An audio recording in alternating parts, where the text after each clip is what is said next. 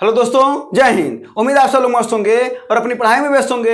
आज आप सभी को औसत का पार्ट 1 पढ़ाएंगे और इसमें इंपॉर्टेंट क्वेश्चन को बताएंगे। तो इंपॉर्टेंट क्वेश्चन से पहले कुछ हम लोग थ्योरी को समझ लेते हैं और औसत के बेसिक को समझ लेते हैं। तो सबसे पहला एक फार्मूला देखते हैं कि औसत बराबर होता क्या है आखिर। तो आपको पता है कि औसत का जो फार्मूला होता है वो होता है सभी संख्याओं का योग बटे जितनी भी संख्या है। इसका मतलब है कि मान लेते हैं कि अगर कोई 10 संख्याएं दी गई हैं और पूछ रहा हो कि उन 10 संख्याओं का औसत ज्ञात करिए, तो उन 10 संख्याओं को जोड़ दीजिएगा। आप बटे किससे भाग देंगे? 10 संख्या से। क्यों? क्योंकि 10 संख्या को बोला गया था कि 10 संख्याओं का औसत बताओ। अगर कहेगा 15 संख्याओं का औसत बताओ तो बटे 15 कर देंगे और उनका योग कर देंगे, तो औसत हमारा निकल जाएगा। ये हो गया जो बेसिक फार्मूला है और यही कॉन्सेप्ट पूरा का पूरा औसत वाले चैप्टर में चलेगा कि औसत बराबर योग बटा संख्या। अगर कोई भिन्न का कोई पूछ रहा, भिन्न का सवाल कोई हो और पूछ रहा हो कि उसका बताइए औसत, तो कोई दिक्कत नहीं है। आपने सरलीकरण में सीखा होगा कि भिन्न को कैसे जोड़ते हैं। तो भिन्न को जोड़ दीजिएगा, बटे जितनी भी भिन्न दिए रहेंगे। अगर 4 भिन्न दिया रहेगा तो बटे 4 कर देंगे, 5 दिया रहेगा तो बटे 5 कर देंगे। ये आपका हो गया बेसिक फार्मूला। इसके बाद से हम लोग ये समझते हैं कि कुछ और फार्मूले होते हैं, जैसे कि n लगातार संख्याओं का, प्राकृतिक संख्याओं का, यहां पर लिख दें प्राकृतिक संख्याओं का योग। ठीक है, तो अगर देखिए ये योग की बात है, वैसे ही n स्क्वायर यानी शुरुआत में यानी सभी संख्याओं के वर्गों की बात कर रहा है। n स्क्वायर का मतलब है कि जैसे यहां पर अगर हम बात कर रहे हैं तो 1 + 2 + 3 + 4 प्लस ऐसे ऐसे करके। ठीक है, वैसे यहां पर अगर बात करें तो 1 स्क्वायर, 2 स्क्वायर, 3 स्क्वायर, 4 स्क्वायर, ये सब आपको नंबर सिस्टम में बताया गया इस तरीके की बात। यानी n स्क्वायर लगातार प्राकृतिक संख्याओं के, यानी n लगातार प्राकृतिक संख्याओं के वर्गों का योग। ठीक ना, यहां पर ऐसे लिख देते हैं n लगातार प्राकृतिक संख्याओं के वर्गों का योग। ये हो गया। और अगर बात करें वही कि n लगातार प्राकृतिक संख्याओं के घनों का योग। अब ये फार्मूले हैं, अगर योग पूछेगा तो फार्मूला क्या बनता है? फार्मूला बनता है आपका योग का पहला n × n + 1/2। अगर वर्गों की बात करता है तो n × n + 1 2n + 1 बटा 6 बनता है। घनों की बात करें तो n × n + 1/2 का होल स्क्वायर बनता है। ठीक है, अच्छा अगर यहीं पर बात करें कि लगातार माने होता है शुरू से, एक से, तो लगातार सम संख्याओं का अगर योग की बात करेंगे तो फार्मूला बनता है आपका n × n + 1। जो फार्मूला बनता है, ठीक है, क्या बनता है? n × n + 1। अगर वही बात करें कि n विषम संख्याओं का योग क्या होगा? लगातार विषम संख्याओं का योग। किसकी बात कर रहा है इस बार? विषम संख्याओं का योग फार्मूला होता है तो वो होता है आपका n स्क्वायर। और ये 5 फार्मूले हैं जो योग का फार्मूला बनता है। अगर यहीं पर बात करा जाए कि ये तो होगा योग, और इसके अगर औसत की बात करा जाए कि औसत का फार्मूला क्या बनता है, तो जरा देखिएगा औसत का मतलब कैसे निकालते हैं। अब बताइए औसत बराबर होता क्या है? योग बटे संख्या। हमको मिल गया योग और संख्या कितनी है? संख्या अगर बात करा जाए तो कितनी है? n है। संख्या तो है ना, तो हम इसमें अगर योग में हम संख्या से भाग दे देंगे तो जरा बताइए, अगर हम इसमें n से भाग दे देंगे तो क्या हमारा निकल जाएगा? निकल जाएगा n + 1/2। बोलिए निकल जाएगा कि नहीं? n से भाग दे देंगे तो n से n कट जाएगा और n + 1/2 बचेगा। बोलिए बचेगा कि नहीं? अगर वहीं पर बात करें कि उसके वर्गों का अगर योग की जगह ना पूछ करके अगर औसत पूछ दे तो इसमें भी हम n से भाग दे देंगे तो n से n कट जाएगा और जो औसत का फार्मूला आएगा n + 1 2n + 1/6 आएगा। और अगर वहीं पर इसका बात करें कि इसका औसत क्या होगा, तो देखिए जरा ध्यान दीजिएगा, यहाँ पर वर्ग है तो ये n स्क्वायर है और n स्क्वायर में जब n का भाग दे देंगे तो एक n कट जाएगा, एक n बचेगा और ये n + 1 का होल स्क्वायर तो बचा ही बचा है और 2 का वर्ग करेंगे तो 4 हो जाएगा। ये फार्मूला हो गया कि n लगातार प्राकृतिक संख्याओं के घनों का औसत का फार्मूला ये है। अगर बात करें कि लगातार सम संख्याओं का योग तो ये आया है, और जब हम पूछेंगे क्या औसत, तो किससे भाग दे देंगे, n से, तो क्या बचेगा, केवल आपके पास n+1 बचेगा। और अगर बात कर रहे हैं कि लगातार विषम संख्याओं का योग तो हुआ n², और अगर औसत की बात करेंगे तो n² माने योग बटा संख्या, तो संख्या है n, तो जब n² बटा n कर देंगे तो आपका आएगा केवल n। ठीक है, अब क्वेश्चन कैसे बनता है। अब क्वेश्चन बार बार पूछता है आपको कि 1 से लेकर के 50 तक, मान लेते क्वेश्चन ऐसे कर दिया है कि 1 से लेकर के 50 तक लगातार प्राकृतिक संख्याओं का योग ज्ञात करिए, तो n का मान अगर यहाँ पर 50 रख देंगे तो आपका योग ज्ञात हो जाएगा, और अगर औसत ज्ञात करना होगा तो यहाँ पर n का मान रख देंगे 50 + 1 हो जाएगा 51/2, और इसी को आप लिख सकते हैं कितना, 25.5। ऐसे ही सवाल बनते हैं। इसी वजह से अगर आपको फार्मूला पता है तो आपको सवाल लगाने में कोई झंझट नहीं होने वाला है। अगर वही कहता है कि 1 से लेकर के 50 तक लगातार प्राकृतिक संख्याओं के वर्गों का औसत ज्ञात करिए, तो n का मान यहां पर रख देंगे 50, तो 50 मान रख करके जो आएगा यहां पर आप हल कर लेंगे, वही आपका आंसर हो जाएगा। और अगर योग पूछेगा तो इस वाले फार्मूले में रख दीजिएगा। वैसे ही अगर घनों का वाला पूछेगा तो घनों का योग पूछेगा तो n का मान यहां पर 50 रख दीजिएगा, और अगर औसत पूछेगा तो यहां पर रख दीजिएगा।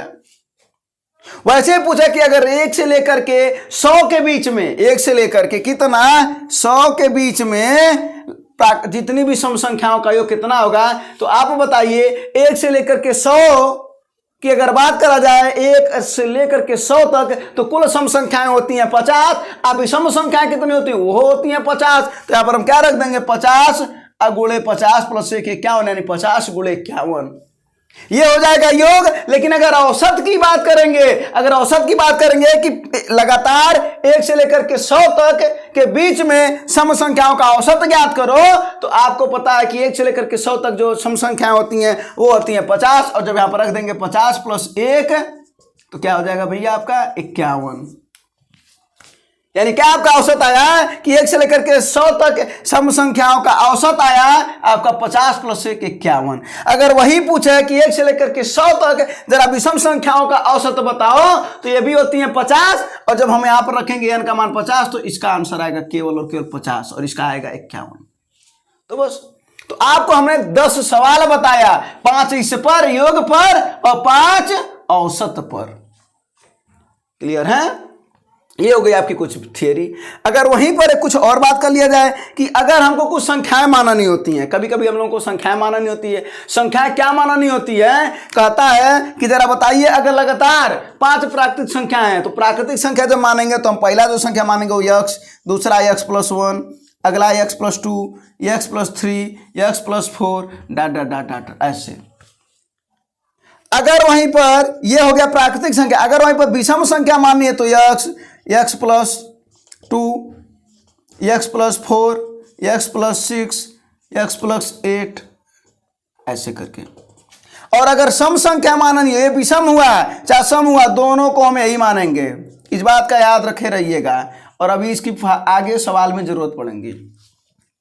इसका मतलब है कि अगर आपको प्राकृतिक संख्याएं, विषम संख्याएं, कभी कभी कह देता है ना कि 5 प्राकृतिक संख्याओं का योग 55 हो, तो सबसे छोटी प्राकृतिक संख्या बताओ। हम क्या मानेंगे, x, x+1, x+2, x+3, x+4, ये लगातार हो गई।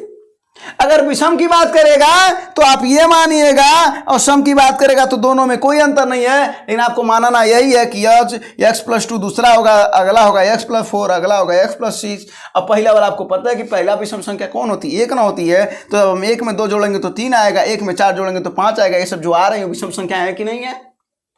और वही सम संख्या की बात करा जाए तो ये माना जाएगा वही, दोनों एक ही बात है। और अगर सम संख्या सबसे छोटी होती है 2, तो 2 हो गया, तो ये क्या इतना हो गया, 2 + 2 4 हो गया, ये 2 + 4 6 हो गया। ये सब सम संख्याएं तो आ रही है ना।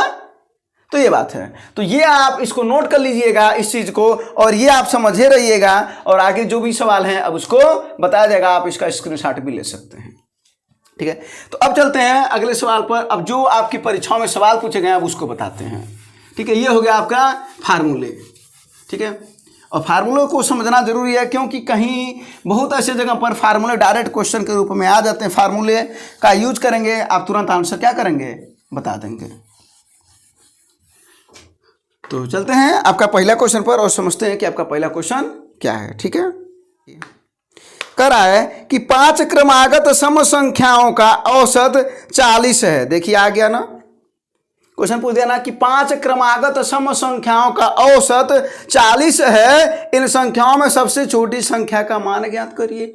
अब 5 संख्याएं दी गई हैं क्रमागत और वो भी सम संख्या है, और अभी को हमने बताया आपको कि एक मानेंगे x, अगला मानेंगे x+2, फिर x+4, फिर x+6 और फिर x+8। 5 हो गया आपका, और इन्हीं का औसत कितना दिया है भैया 40। 40 का मतलब इसका औसत दिया 40, तो क्या कर देंगे हम, इन सभी को जोड़ दीजिए, इन सभी को जोड़ दीजिए, और यही दिया है 40, तो 40 गुणे 5 कर देंगे तो अर्थात ही आ जाएगा आपका 200। काहे 5 किए हैं, क्योंकि आपको पता है कि यहाँ पर हम आपको फार्मूला लिख दे रहे हैं कि औसत बराबर होता है योग बटा संख्या। तो औसत बराबर अगर होता है योग बटा संख्या, तो जरा बताइए योग बराबर क्या हो जाएगा, औसत गुणे संख्या। तो यहाँ पर क्या हो जाएगा, हम वही निकाले हैं कि योग बराबर हो जाएगा औसत गुणे संख्या। संख्या है 5, निकल गया आपका। अब जरा इसको जोड़ लीजिए, कितने अक्ष हैं, 5 अक्ष हैं। आप प्लस 2 4 6 और 6 6 12 8 20 हो जाएगा, और यही मान है किसके बराबर, 200 के बराबर। इधर लिख देते हैं 200 के बराबर, और 20 उधर जाएगा तो 5x बराबर हो जाएगा 180, और तो x बराबर निकाल देंगे तो कितना हो जाएगा 18 दूना 36, 36 25 180। ठीक है, तो ये हो गया x का मान, और x क्या है, सबसे छोटी संख्या है, और अगर इसका मान कितना आया 36, और क्वेश्चन क्या पूछ रहा था कि सबसे छोटी संख्या का मान बताओ, तो ये हो गया 36। अगर क्वेश्चन करता सबसे बड़ी संख्या का मान बताओ, तो सबसे बड़ी संख्या क्या है, x+8, तो 36 + 8 कर देता है, आपका आंसर आ जाता है 44 जब पूछता तो। ठीक है, एक तरीका और है शॉर्ट ट्रिक, जिसको आप लोग सीखना चाहते हैं। देखिए कुल कितने हैं, 5 संख्याएं हैं, और आपको पता होना चाहिए कि अगर 5 संख्याएं होती हैं, जैसे एक संख्या 2 3 4 5, मान लेते हैं कोई 5 संख्या है, तो ये बताइए औसत का मतलब क्या होता है, जो सबसे बीच में होता है, ठीको ठीक बीच में रहे। तो ठीको ठीक बीच में कौन है, यही वाला ठीको ठीक बीच में है, और इसी का मान कितना दे रखा है भैया, 40 दे रखा है, दे रखा है ना। अब देखिए, अब सम संख्याएं हैं तो आगे क्या आएगा, 42 आएगा, उसके आगे क्या आएगा, 44 आएगा, 40 के पहले क्या आएगा, 38 आएगा, इसके पहले क्या आएगा, 36 आएगा। ये ना सम संख्याएं होती हैं लगातार। तो देखिए सबसे छोटी संख्या क्या आ गई, 36 आ गई। इसको सवाल को सॉल्व करने की जरूरत नहीं है, लेकिन समझने की जरूरत है, क्योंकि बेस कभी कभी ट्रिक जब भूल जाता है तो बेस ही काम आता है। ठीक है, तो आपने इसको 2 तरीके से सीखा है, तो आपको पता चल गया कि औसत ठीको ठीक बीच में होता है। तो 5 संख्या हम बना लेंगे, 2 इधर 2 इधर, औसत दिया था 40, ये 42 हो गया, 44, ये 38 और 36, सबसे छोटी पूछ रहा था 36। इसका आंसर तुम्हें बता दिए। ठीक है, चलिए अब चलते हैं अगले प्रश्न पर, और ऐसे ऐसे प्रश्न हैं। जरा देखिए क्या कर रहा है, a + a b c और d का कुल औसत है 26। इसका मतलब समझिए, सबका औसत कितना दे रखा है, 26। तो आपका हो गया a + b + c + d का अगर औसत दे रखा है 26, तो योग कितना हो जाएगा, हो न जाएगा 26 × 4, और यही जब 26 × 4 कर देंगे तो कितना आ जाएगा, 104। 6 चौको 24, 4 2 आया ना, 4 दूना 8 2 10, यानी a + b + c + d का अगर बात करा जाए तो औसत आपका आ गया 104, अरे सॉरी योग आ गया। अब क्या कह रहा है कि यदि a और b का औसत 19.5 हो, इसका मतलब a + b का औसत दे रखा 19.5, तो योग निकाल देंगे तो 2 गुना कर देंगे, तो यही मनवा कितना आ जाएगा, 39, यानी a + b बराबर। अब जरा देखिए, तो पूछ क्या रहा है, तो C और D का औसत बताओ। औसत पूछ रहा है किसका, C और D का, जो बचे हुए हैं। तो जरा ये देखिए, A + B का मनवा अगर यहां से हम उठा करके 39 यहां रख दें तो क्या बन जाएगा, जरा देखिए 39 + C + D बराबर 104 बन जाएगा कि नहीं। और यही जब हम उधर कर देंगे तो C प्लस डी बराबर आ जाएगा 104 में से 39। और जब 104 में से 39 जाएगा तो कितना हो जाएगा, 14 में से 9 जा 5 आएगा, और यहाँ पर बचा 9 और 9 में से 3 जा 6 आएगा। तो ये हो गया आपका 65। अब जरा बताइए, ये हो गया आपका 65, ये C प्लस डी का मान है, और औसत ज्ञात करेंगे तो औसत क्या हो जाएगा, C प्लस डी बाई 2 न हो जाएगा। काहे बाई 2, क्योंकि 2 लोग हैं, तो वैसे यहाँ पर क्या हो जाएगा 65 इसका मान है, बटा 2 कर देंगे तो 2 3 6 और 2 दूना 4 और 10.5 32.5 औसत हो जाएगा। तो आपका 32.5 ऑप्शन नंबर डी। ठीक है, तो बस ये सवाल था। चलिए, तो अब अगले क्वेश्चन पर चलते हैं और देखते हैं कि अगला क्वेश्चन आपका क्या है। जरा समझिए, देखिए क्या करा है क्वेश्चन। अच्छा है, करा 4 संख्याओं W X Y Z आरोही क्रम में है। मतलब W X Y Z आरोही माने होता है बढ़ता क्रम, ये होता है, यानी सबसे बड़ा है Z और सबसे छोटा हुआ W, हुआ ना। करा व्यवस्थित किया गया, अच्छी बात है। सबसे छोटी 3 संख्याओं का औसत 22 है। सबसे छोटी कौन है भैया, W X और Y, और इनका औसत है 22। तो योग कितना हो जाएगा, 3 लोग हैं ना, तो 22 यहाँ कितना हो जाएगा भैया, 66 हो जाएगा। हो जाएगा कि नहीं, हो जाएगा। और जबकि सबसे बड़ी 3 संख्याएं, उनका औसत दिया 28। सबसे बड़ी 3 मतलब X Y और Z, यही ना 3 है सबसे बड़ी, ये 3 छोटी और ये 3 बड़ी। तो क्या हो जाएगा, X plus Y plus Z बराबर हो जाएगा 28 गुणे 3। बोलिए हो जाएगा कि नहीं, हो जाएगा ना। तो कितना हो जाएगा, ये 8 3 24, 2 आया, 3 दूना 6 2 8 आया 84। अब जरा देखिए क्वेश्चन क्या कर रहा है, तो आंकड़ों का परास ज्ञात करिए। अब परास जो शब्द है, एक चीज इसको याद रखिएगा, परास का मतलब होता है बड़ी संख्या माइनस छोटी संख्या, ये याद रखे रहिएगा।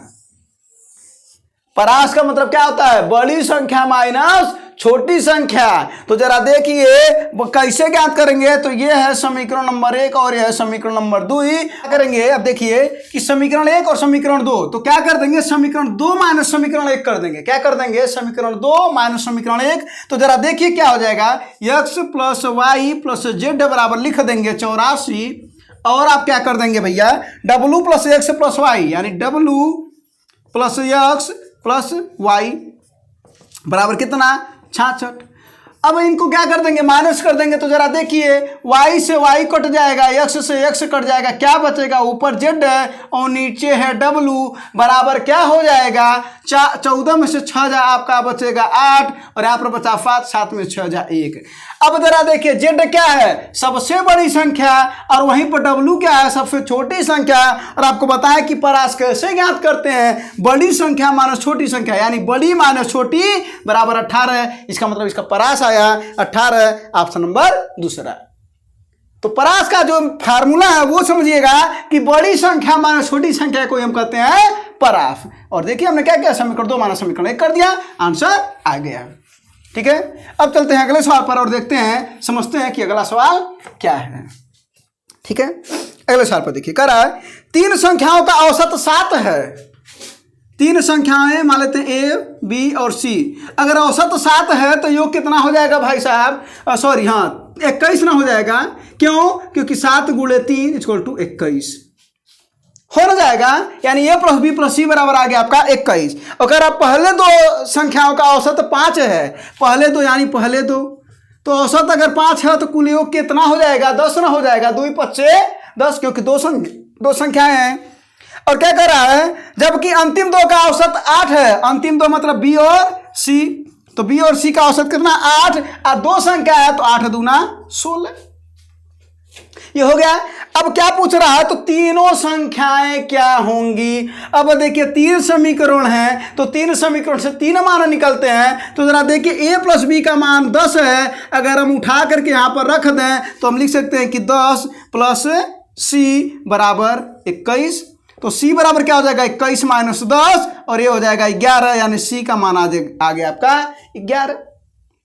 आ गया कि नहीं आ गया। वैसे ही देखिए b प्लस सी का मान कितना है 16, तो b प्लस सी का मान यहाँ पर रखा था 16, तो a प्लस 16 बराबर 21, तो ये 16 उधर जाएगा तो माइनस हो जाएगा, तो 21 में से 16 जा आपका आ गया a का मान आ गया 5। बोलिए आ गया कि नहीं आ गया। अब उसके बाद से देखिए क्या करेंगे, a का मान आ गया 5, यहां पर रख दीजिए 5 प्लस b रख दीजिए, c का मान आ गया 11 बराबर 21, तो 11 5 16 और 16 उधर जाएगा तो माइनस ना हो जाएगा, तो 21 माइनस 16 और इसका मान आ गया 5, यानी b का भी मान आ गया 5। तो क्या क्या आया, एक आ गया 5, दूसरा आ गया 5 और तीसरा क्रम से आ गया 11। आपका आंसर आ गया 5 5 11। ऑप्शन नंबर कौन सा है भाई, सी, तीसरा। और इसी जैसे सवाल को ऑप्शन से भी लगाते हैं, तो जरा देखिए अगला सवाल, और अगले सवाल को हम लोग ऑप्शन से लगाएंगे तो समझते हैं अगले सवाल। देखिए क्या है अगला सवाल, कह रहा 3 संख्याओं का औसत 8 है, ठीक है। तो सबसे पहले हम लोग ऑप्शन ले लेते हैं। पहला ऑप्शन ले लेते हैं 4 9 और 9, दूसरा ऑप्शन ले लेते हैं भाई 4 8 और 12, तीसरा ऑप्शन ले लेते हैं 5 7 और 12, चौथा ऑप्शन ले लेते हैं 6 6 और 12। ये देखिए ऑप्शन हुआ। अब क्या कर रहा है कि 3 संख्याओं का औसत 8 है, 3 का औसत क्या है 8 है। तो पहली बात देखिए 8 कहाँ आ रहा है, 9 9 18 18 4 22, अब 22 बटा 3 करेंगे तो औसत आएगा क्या 8, नहीं आएगा। फिर इसको जरा देखिए 12 8 20 और 20 4 24 और 24 बटा 3 करेंगे तो इसका औसत आ जाएगा 8। बोलिए आएगा कि नहीं आएगा। और दूसरी बात क्या कर रहा है कि पहली 2 का औसत 6 है, पहली 2 का औसत 6 माने 8 और 4 12, 8 प्लस 4 12 बटा 2 6, यानी पहली बात भी फॉलो हुआ, दूसरी बात भी फॉलो हुआ। तीसरी बात क्या देखते हैं, कह रहा अंतिम 2 संख्याओं का औसत 9 है, यानी 12 और 8 20, यहीं पर तो ये गलत कहा गया। 8 और 12 कितना हुआ 20, आप बटा 2 कर देंगे तो 10 आएगा। आज जबकि सवाल में कह रहा है हमको चाहिए 9, तो इसका मतलब है कि ये वाला ऑप्शन गलत है। लेकिन अगर 10 दिया होता तो ये वाला ऑप्शन सही होता। 2 बात फॉलो कर रहा था, तीसरा वाला नहीं किया, ये गलत हो गया। चौथा वाला देखिए औसत आना चाहिए 8, तो 12 और 5 17 7 24 और 24 का औसत आ रहा है भैया आपका 8, इसका मतलब अभी तो सही जा रहा है। दूसरा देखिए कह रहा दोनों का औसत आना चाहिए 6 पहली और दूसरी का, तो 7 5 12, 5 प्लस 7 करेंगे बटा 2 कर देंगे आएगा 6, यो सही जा रहा है। लेकिन तीसरा हमको क्या चाहिए 9 चाहिए, तो देखिए 12 और 7 19 और 19 बटा 2 करेंगे तो आपका आएगा क्या 9, नहीं आएगा, बिल्कुल नहीं आएगा। इसका मतलब ये ऑप्शन गलत है। तो जो बचा वही सही है, लेकिन प्रयोग कर लेते हैं। तो जरा देखिए तीनों का औसत 8 होना चाहिए, तो 12 6 18 6 24 और 24 बटा 3 कर देंगे तो 8 आ जाएगा 9। फिर कह रहा पहले और दूसरे का औसत 6 है, तो कितना हो 6 6 12 और 12 बटा 2 कर देंगे 6 आएगा 9। फिर कह रहा क्या दूसरी और तीसरी का औसत क्या आना चाहिए 9, तो 12 6 18 और 18 बटा 2 कर देंगे तो 9 आएगा कि नहीं। आपका चौथा ऑप्शन सही है। तो ये हो गया ऑप्शन से। तो कहेंगे क्या हम सभी ऑप्शन को लगाएंगे, बिल्कुल। अगर आपको ऑप्शन से लगाना है तो आप समझिए कि किसको जल्दी करने पर हो जाएगा। तो आपको वैसे भी नजर आना चाहिए था कि बोला था कि 9 आना चाहिए लास्ट दूसरे और तीसरी का, तो 12 और 6 18 और 18 बटा 2 9 होता है, बाकी किसी में नहीं होता है। तो आप इस तरीके से जल्दी से ऑप्शन को पकड़ सकते हैं। तो ये हो गया ऑप्शन से। इसका आंसर आया चौथा वाला 6 6 12, ठीक है। तो ये हो गया ऑप्शन से लगाना। अब अगले सवाल को समझते हैं। अगला सवाल देखिए क्या कर रहा है, पहले 50 प्राकृतिक संख्याओं का मध्यमान बताइए। फार्मूला अभी हम आपको शुरुआत में ही बताए हैं। प्रथम 50 का औसत, और प्रथम 50 का औसत क्या होता है n प्लस 1 बटा 2, तो 50 प्लस 1 बटा 2 ना हो जाएगा, तो 51 बटा 2 25.5 ना हो जाएगा, हो ना जाएगा। तो ऑप्शन इसका आंसर हो गया बी वाला 25.5, और आपको ये बताया गया है, ठीक है। तो इस सवाल का आंसर हो गया आपका 25.5। चलिए अगले सवाल पर चलते हैं। जरा देखिए क्या कर रहा है, 7 संख्याओं का योगफल 1050 है। अच्छी बात है, यहाँ पर योग दिया है कितनी संख्याओं का, 7 संख्याओं का, कितना 1050 दिया है। पहली 3 संख्याओं का औसत 120 है, तो पहली 3 यानी 3 संख्याओं का अगर औसत 120 है तो योग कितना हो जाएगा 3 का अगर हम योग निकालेंगे तो 120 का 3 में गुणा कर देंगे तो कितना हो जाएगा 360 ना हो जाएगा। चौथा दिया है 126, यानी चौथा वाला जो है वो फोर्थ वाला जो है वो दिया है 126, तो दोनों को जोड़ लीजिए तो 6 हो जाएगा, 6 2 8 हो जाएगा, 3 1 4 हो जाएगा, 486।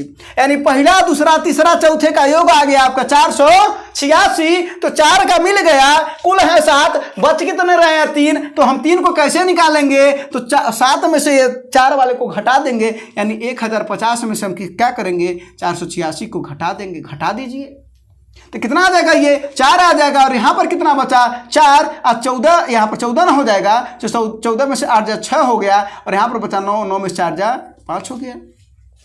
तो आ गया आपका 564। अब 564 कितने लोगों का है, ये 3 लोगों का है। काहे कि 7 तो दिया था, पहला दूसरा तीसरा और चौथा, 4 मिल गए, 3 बचा था, तो 3 का ये योग हुआ। अब बटा 3 कर देंगे तो औसत ना निकल जाएगा, तो 3 1 9 3 और 2 बचा 26 हो गया, 3 8 24, 2 बचा 26 हो गया, 3 8 24, 188। 188 आपका आया, आंसर नंबर आपका सी वाला। ठीक है, तो बस ये हो गया, इसका आंसर हो गया 188। तो यहाँ पर योग दिया था, औसत नहीं दिया था कि 7 संख्याओं का औसत, योग दिया था। ठीक है ना, चलते हैं अब अगले प्रश्न पर चलते हैं। देखिए क्या करा, 8 के प्रथम 20 गुणांकों का औसत ज्ञात करिए। 2 तरीका बता दे रहे हैं।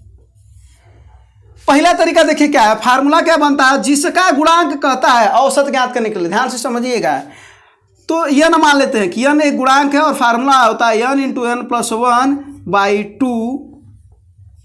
इसको n नहीं k मान लेते हैं। ठीक है, तो k क्या है, जिसका गुणांक कहेगा, मतलब यहाँ पर 8 का गुणांक कर रहा तो 8 का गुणांक, 9 का गुणांक कहता तो 9 का गुणांक, 10 का कहता तो 10 का गुणांक, वो k का मान है। इसके बटे क्या हो जाएगा, ये हुआ योग। ध्यान से समझिएगा, ये हुआ योग।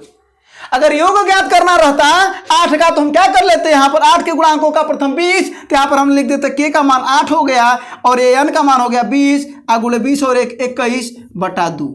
ये हो गया आपका योग। ये क्या हो गया आपका योग। लेकिन हमको क्या चाहिए, औसत चाहिए। तो जरा ये बताइए, औसत बराबर क्या होता है, योग बटा संख्या। बोलिए होता कि नहीं होता है, योग बटा संख्या। और संख्या कितनी है, n है, n संख्या है, तो क्या कर देंगे, k × n + 1/2 गुणे n कर देंगे ना, बटे n।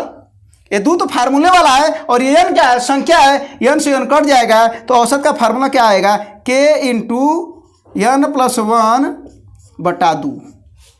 तो डायरेक्ट देखिए निकाल लीजिए, तो k का मान क्या है, 8 के प्रथम 20 गुणांकों की बात कर रहा है ना, तो 8 का गुणांक माने k का मान 8 दिया है, k का मान 8 दिया है, तो 8 में कर देंगे। और n का मान कितना, 20 गुणांक कहेगा तो 20, 30 गुणांक कहता तो 30, तो n का मान कितना 20, यानी कितना हो जाएगा 20 और 1 21/2, 2 चौको 8 और 21 चौको 84। ये हो गया पहला तरीका। फार्मूला याद रखे रहिएगा, ये योग का फार्मूला और ये औसत का फार्मूला।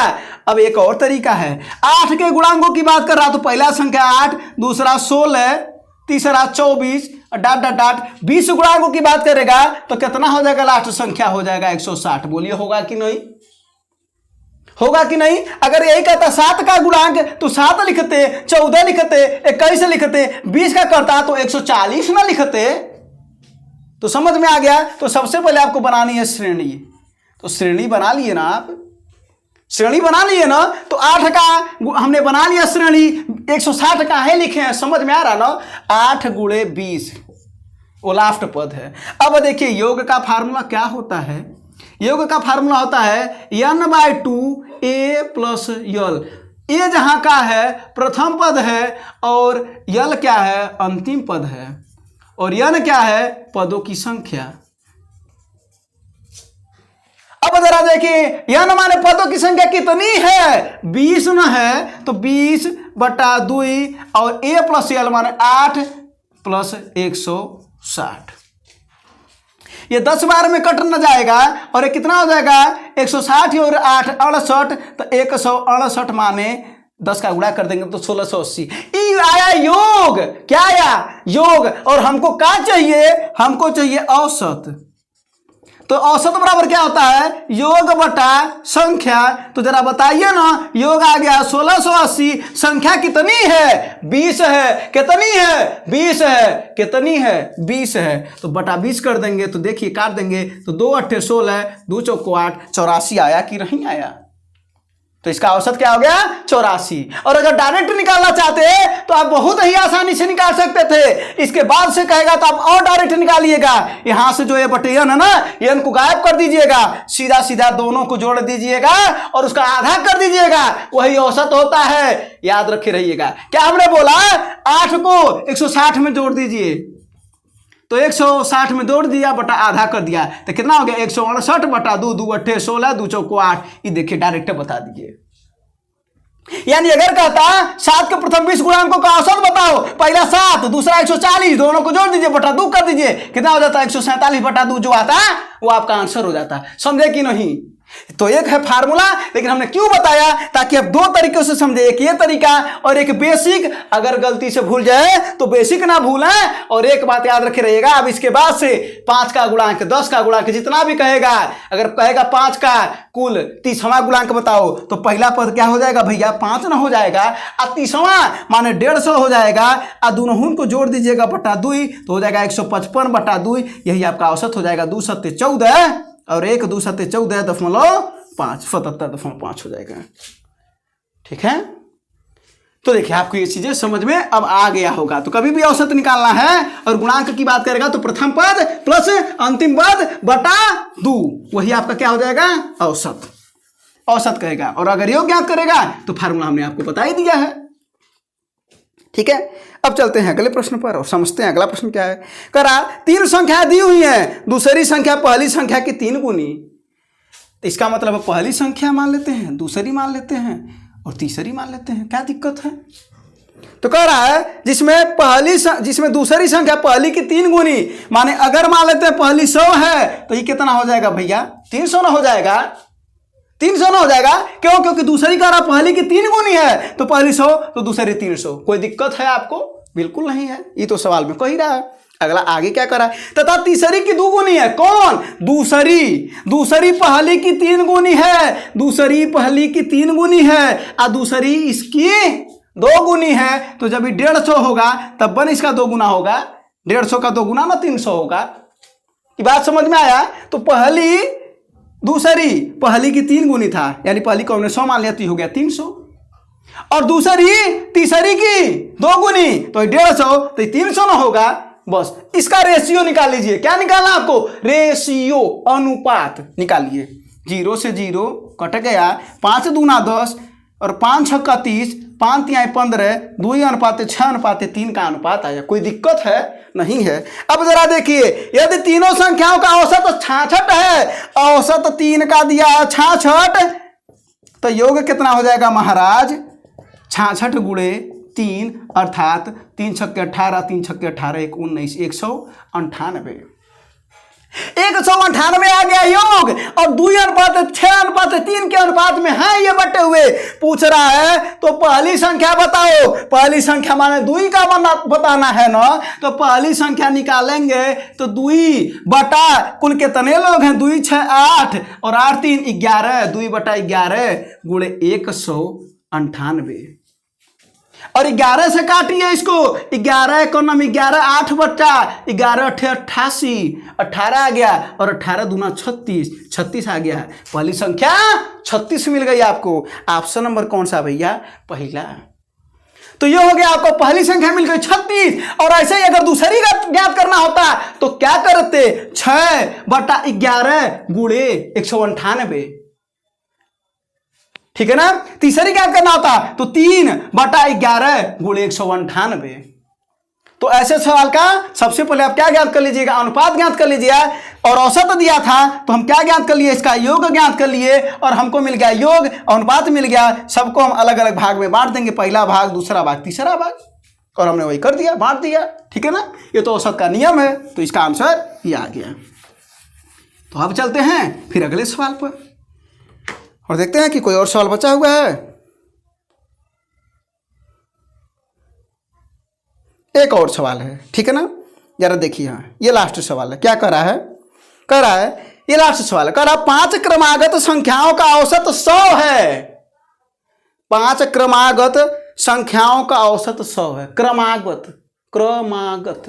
2 तरीका है, एक शॉर्ट मेथड, एक लॉन्ग मेथड। तो क्रमागत औसत पहला x हो गया, दूसरा x+1 हो गया, तीसरा x+2 हो गया, चौथा x+3 हो गया, पांचवा x+4 हो गया। ये योग हो गया और औसत दिया है 100, तो 100 गुणे 5 न हो जाएगा, क्योंकि 5 संख्या न है तो बस। और यही मानते हैं हम, क्रमागत जब भी मानना होता है, हम आपको शुरुआत में बताएं, यह मानते हैं। तो कितने x हैं? 5 x प्लस 1 2 3 3 3 6 6 4 10 बराबर 500। तो 5x बराबर कितना हो जाएगा? ये 490 उधर जाएगा। तो x बराबर कितना हो जाएगा? ये हो जाएगा आपका 98। ये ना होगा 5 9 45, 4 बचा 5 8 40, x बराबर 98। और जब x बराबर 98 आ गया तो जरा देखिए, यानी पहली संख्या क्या आ गई भैया? 98, दूसरी क्या आ गई? 99, तीसरी 100, चौथी 101, पांचवा 102। अब जरा देखिए क्या पूछ रहा है। तो सबसे बड़ी और सबसे छोटी संख्या के वर्गों का अंतर कितना होगा? सबसे छोटी और सबसे बड़ी, तो सबसे बड़ी 102 का वर्ग माइनस छोटी 98 का वर्ग, यही पूछ रहा है। अब आप बताइए, फार्मूला होता है a² - b² बराबर, एक कोष्ठक में a + b, दूसरे कोष्ठक में a - b, होता है कि नहीं होता है? वैसे यहां कर दीजिए, तो एक कोष्ठक में क्या हो जाएगा? 102 + 98, और दूसरे कोष्ठक में हो जाएगा 102 - 98। तो जरा देखिए, 102 और 98 को जोड़ेंगे तो 200 हो जाएगा, और गुणे 102 में से 98 घटाएंगे तो 4, और 4 दूना 800, यानी इसके वर्गों का अंतर कितना हो जाएगा? 800। ये हो गया लगाने वाले तरीके से। लेकिन न लगाना हो तो क्या करेंगे? तो जरा देखिए, 5 क्रमागत संख्याएं हैं, चीना खांच दीजिए, 5 ठू खांच दिए ना। आइए बताइए, 5 में से औसत कौन होता है? जो सबसे बीच में होता है, जो सबसे बीच में होता है, जो सबसे बीच में होता है। तो इसका मतलब बीचवा वाला औसत है, और यही कितना दिया है? 100 दिया है। तो इसके पहले क्या हो जाएगा? 99, उसके पहले 98, कहाँ है? कहा कि क्रमागत है। इसके बाद 101, इसके बाद 102। लीजिए, बिना लगाए आपने बता दिया। यहां पर लगाना पड़ा, यहां पर नहीं लगाना पड़ा। बोलिए, कोई झंझट है का? क्रमागत की बात कर रहा था तो 100 हो गया, 101 102। और अगर ये सम दिया होता तो 100 होता, 102 104 98 96, जब सम दिया होता तो। ठीक है, तो ये हो गया। अब जरा बताइए, पूछ रहा है उनके वर्गों का अंतर बताओ, सबसे बड़ी का और छोटी का। तो वही बतियाना होगा, 102 का वर्ग माइनस 98 का वर्ग।